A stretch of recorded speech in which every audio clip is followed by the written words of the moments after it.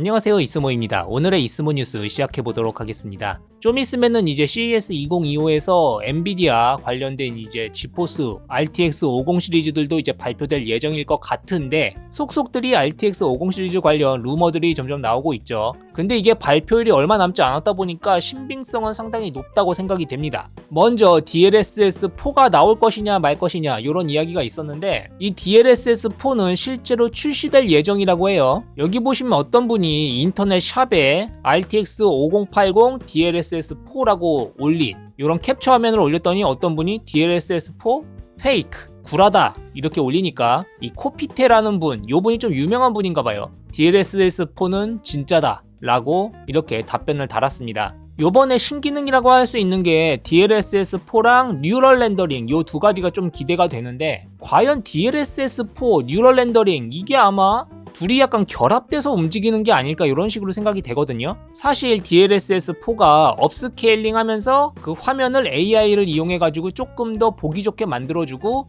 그 프레임 사이에 프레임 보강 기능을 또 AI를 이용해서 채워주는 그런 방식이었는데 사실 제 생각에 이 정도면 할 건 다 한 것 같거든요. 근데 DLSS 4가 나온다? 여기서 더 이상 뭘 할 수 있지? 이런 생각이 들긴 하거든요. 업스케일링 해가지고 부담을 줄여주고 프레임 보강 기능 넣어서 프레임 올려주고 그 다음은 뭘까? 과연 50 시리즈에선 어떤 걸 보여줄까? 정말 상당히 기대가 됩니다. 아마도 AI 관련 어떤 기술이지 않을까 이렇게 생각이 되는데 과연 엔비디아가 요번에 뭘 보여줄지가 상당히 기대가 됩니다. 그리고 아마 요 DLSS 4랑 뉴럴 렌더링 요 두 가지 기능 모두 RTX 50 전용이겠죠? 40 시리즈에서는 아마 기동하지 않겠죠? 왜냐면 그래야지 이제 50 시리즈 팔아먹으니까 그렇게 예상이 되는데 이거 이제 기조연설이랑 CES 2025가 진짜 얼마 안 남았어요. 이제 내일인가 내일 모레인가 그럴 거예요. 그때가 되면 이제 모든 게 밝혀지겠지만 과연 엔비디아가 요번엔 어떤 걸 보여줄지 기대를 해보겠습니다. 그리고 AMD도 이에 맞서서 뭔가를 보여줄 것 같은데 FSR4를 선보일 거라고 예상된다고 해요. FSR4는 완전한 AI 기반 경험을 제공할 거라고 예상된다고 합니다.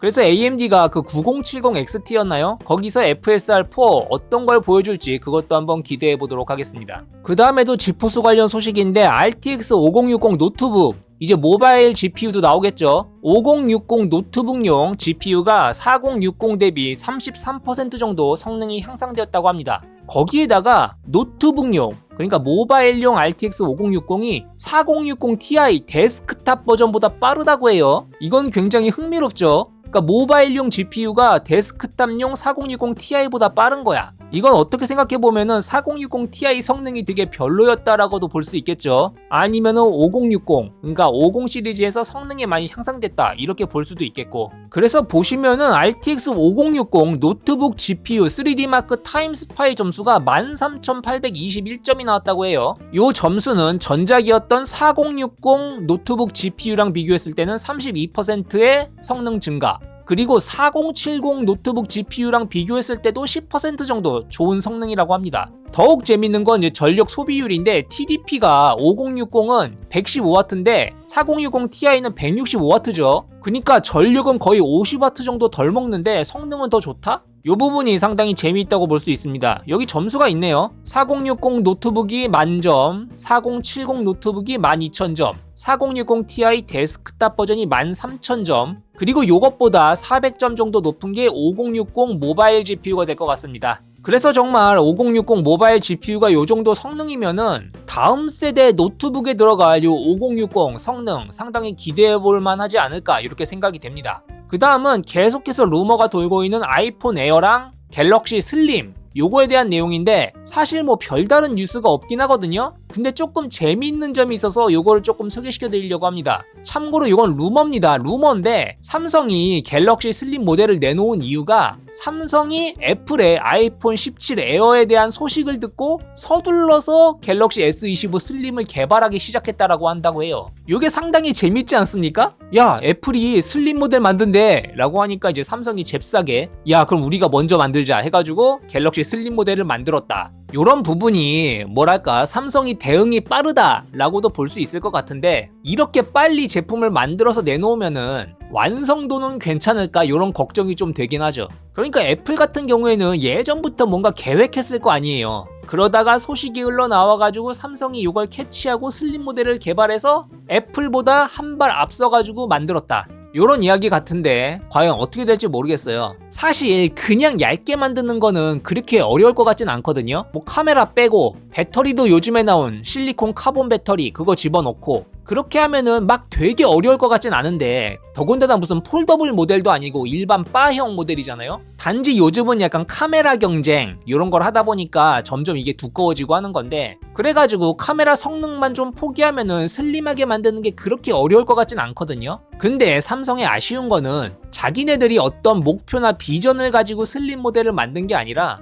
애플이 만든다니까 그거를 따라서 만들었다? 왜 얇아야 되는지, 왜 이 모델이 필요했는지 약간 이런 생각이 있어서 이걸 만드는 걸까? 요거에 대한 의문이 좀 드는 거죠. 약간 친구 따라 강남 간다 이런 느낌으로 내가 뭔가 하고 싶은 게 있어서 가는 게 아니라 그냥 또 애플보다 늦게 만들면 카피캣 소리 들을 것 같으니까 우리가 한 발 앞서 만들자 요런 느낌이면은 조금 아쉬울 것 같긴 한데 하지만 이건 어디까지나 루머라는 거 그거 알아두시면 좋을 것 같아요. 그리고 당연히 이 갤럭시 슬림 모델은 울트라보다 저렴할 거라고 합니다. 당연히 저렴해야겠죠. 성능은 그대로인데 얇게 만드는 건 어렵지만 성능은 떨어뜨리면서 얇게 만드는 건 그렇게 어렵진 않죠. 어쨌든 이 갤럭시 언팩 행사도 얼마 안 남았으니까 한번 지켜보도록 하겠습니다. 그 다음에도 삼성 관련 뉴스인데 중국에 환리라는 그룹이 있는 것 같아요. 그 환리라는 회사가 삼성 갤럭시 플립용 힌지 퍼스트 벤더가 됐다고 합니다. 이게 조금 그런 게 원래는 국내 업체 KH 바텍이라는 회사가 퍼스트 벤더였거든요.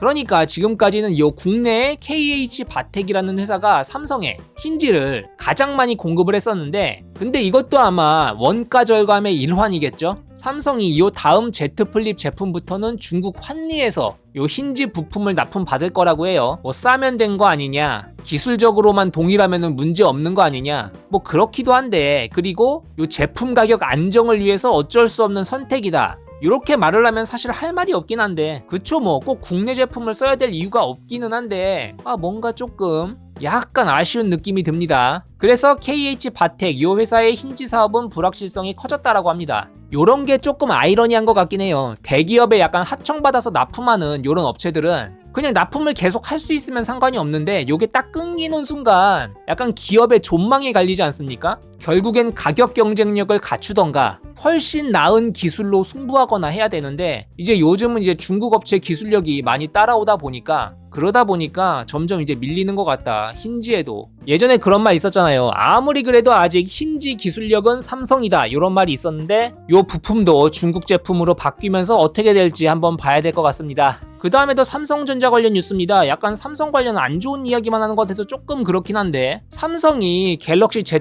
플립, Z 폴드 신제품 이제 7이 나와야 되는데 거기에서도 소소한 변화와 업그레이드만 계획하고 있다고 해요. 저번에 폴드 SE도 나오고 그래가지고 요번 폴드 7에서는 약간 뭔가 획기적인 변화가 있지 않을까 이렇게 생각됐는데 그게 아니라 약간 소소한 변화만 있다고 하니까 조금 실망이 큰 것 같아요. 더군다나 다음 제품에는 엑시노스 2500이 들어갈 거라고 예상된다고 하는데 만약 정말이라면 더더욱 악재죠. 엑시노스가 들어간다는 건. 물론 이것도 루머긴 하지만 삼성이 약간 폴더블 폰? 약간 비중을 줄인다 이런 얘기도 있어가지고 요것도 조금 지켜봐야 될 것 같고 또 다른 뉴스에 따르면은 7 시리즈까지는 기존 디자인을 유지하고 내년에는 바뀔 것이다 크게 이런 이야기가 있는 것 같아요. 보시면은 플립 7과 폴드 7은 특별히 큰 변화를 가져오지 않을 수 있다라고 하죠. 그러니까 내년 2026년이죠. 그때 나올 폴드 8을 기대해라 이런 이야기인 것 같아요. 그때까지 중국 업체들이 기다려줄지는 모르겠습니다. 그 다음엔 아이폰 관련 뉴스인데 이건 한국은 관계가 없고 중국 이야기입니다. 중국.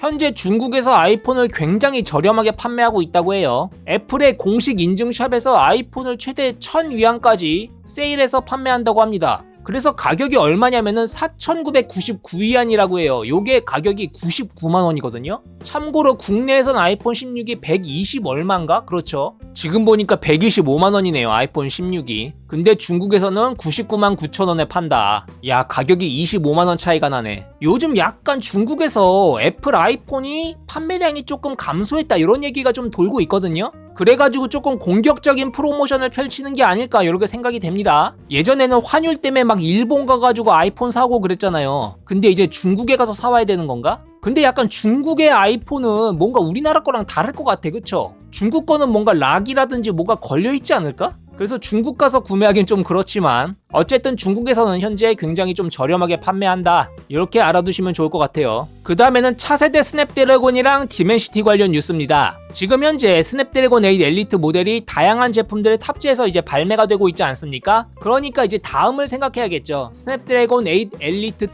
그리고 디멘시티 9500은 어떻게 나올 것이냐. 루머에 따르면은 두 제품 전부 다 싱글코어 점수가 4000점을 넘어갈 거라고 해요. 긱벤치 점수입니다. 근데 이거 싱글코어 4000점이 말이 되나? 왜 그러냐면은 스냅드래곤 8 엘리트가 3155점 정도였거든요. 그리고 디멘시티 9400은 2800점 정도였어요.